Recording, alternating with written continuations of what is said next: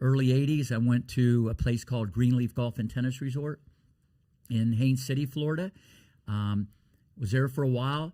And then in 1985, a doctor from Winter Haven, Florida, brought his son to me, a 9-year-old boy named Tommy Ho. He held the racket like a ping pong paddle. He had a really funny grip, but I saw a lot of potential.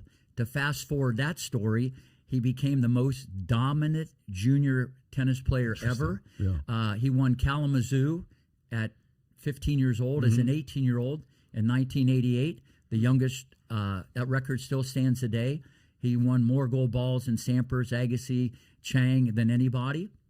And from his success, a guy named Stefano Capriati brought Jennifer to me, who lived right here in Lauderhill, said, I want you to teach my daughter how to serve. She kind of served like Chris Evert. She was kind of a Chrissy clone, which is not bad, especially mentally. Jennifer won the 18s as a 12-year-old when I had her. That record still stands today. Won the 18s at 12 years old. That's brutal. That doesn't happen now because... That's psychological. I mean, you got to be like, how do you lose to a 12-year-old and recover from it mentally?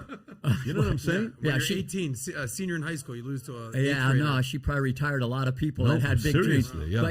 But I had the daily double in 1988. Yeah. Those records still stand today. So from that, a couple years later, I get a phone call from this guy named Richard Williams. And he said, I have 2 daughters.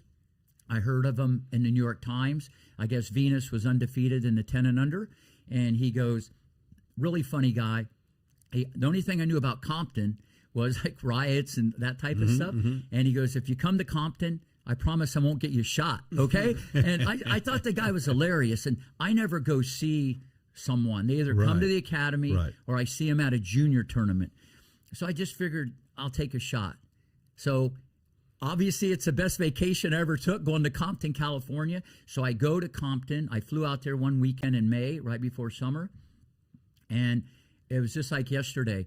You know, that night, Venus, Serena, Richard, Orsine come to the hotel.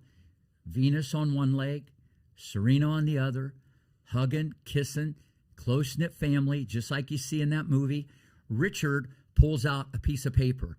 He grilled me like I was in a deposition. You know, I thought, like, well, if he wanted someone in their circle, he wanted a role model, a father figure, and someone who's been there, done that. So I wasn't defensive about it. I kind of respected that he was taking the temperature. So he said, we're picking you up tomorrow at 7 o'clock.